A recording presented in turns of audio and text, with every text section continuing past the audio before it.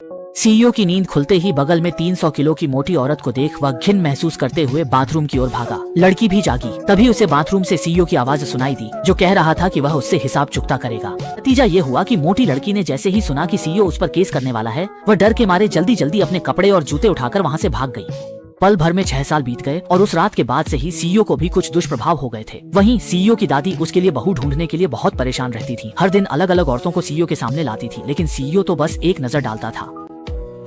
माँ माँ माँ माँ माँ। अस्पताल में डॉक्टर ने बताया कि सीईओ को महिला फोबिया है। किसी महिला के स्पर्श से वह बेकाबू होकर बेहोश हो जाता है। ये सुनकर दादी घबरा गईं। उन्हें खानदान खत्म होने का डर सताने लगा। डर के मारे दादी की तो लगभग सांस ही रुक गई थी। इसी बीच एक छोटा लड़का दौड़ता हुआ अंदर आया और डॉक्टर से अपनी बीमारी के बारे में पूछने लगा। नतीजा यह हुआ कि जैसे ही दादी ने उस छोटे लड़के को देखा, उनकी आंखें फटी की फटी रह गईं, क्योंकि वह लड़का हूबहू सीईओ के बचपन जैसा दिखता था। वह तुरंत लड़के को पकड़कर बोली कि उनका बेटा इतना छोटा कैसे हो गया। मेरे यू थिंक तुम्हें आखिर कौन सी लाइलाज बीमारी हो गई है? तुम इतने छोटे कैसे हो गए? दादी, आपने शायद गलत बच्चे को पकड़ लिया है। क्या? इस पर पास खड़े सीईओ ने भी दादी को समझाया कि उन्होंने गलत बच्चे को पहचान लिया है। तब जाकर दादी को एहसास हुआ कि वह छोटा लड़का उनका बेटा नहीं है। लेकिन जब उन्होंने देखा कि वह छोटा लड़का सीईओ के बचपन की तरह ही दिखता है, तो उन्हें फिर यकीन हो गया कि वह लड़का जरूर उनका बड़ा पोता है। इसलिए उन्होंने जल्दी से सीईओ से पूछा कि क्या उसने पहले किसी और औरत के साथ कोई संबंध रखा था, और सीईओ को तुरंत वह 300 किलो की मोटी औरत याद आ गई। माँ, मुझसे उस औरत की बात मत करो।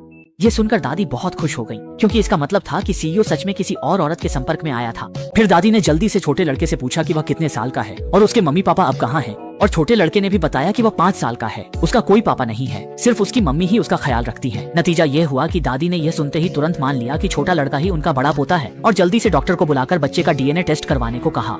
माँ, आप पागल हो गई हैं। मैं पागल नहीं हूँ। मैं तो बस यह देखना चाहती हूँ कि यह बच्चा वाकई मेरी बहन के घराने का खून है या नहीं। तभी उसकी माँ वहाँ आ गई, पर उसने डॉक्टर से कहा कि माँ से उसकी छुट्टी की बात कह दें और यहाँ आने की बात उन्हें बिल्कुल न बताएं। यांग, तुम्हारी तबीयत अभी ठीक नहीं हुई है। तुम इतनी जल्दी अस्पताल से क्यों जाना चाहते हो? क्योंकि मेरी मम्मी अकेले पैसे कमाने में बहुत मेहनत करती है।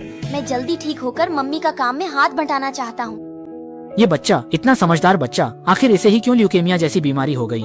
इसी समय छोटे लड़के की मम्मी दरवाजा खोलकर अंदर आ गईं, और उसी वक्त सीईओ भी फोन उठाकर कॉल अटेंड करने जा रहे थे। छोटा लड़का भी तुरंत अपनी मम्मी के पास आ गया। डॉक्टर को अभी अभी बुजुर्ग महिला की कही बात याद आई, तो वह भी जल्दी से बाहर आ गया और जानबूझकर बोला कि उसे छोटे लड़के को एक और जांच के लिए ले जाना है, ताकि महिला पहले जाकर मेडिकल रिकॉर्ड तैयार कर ले।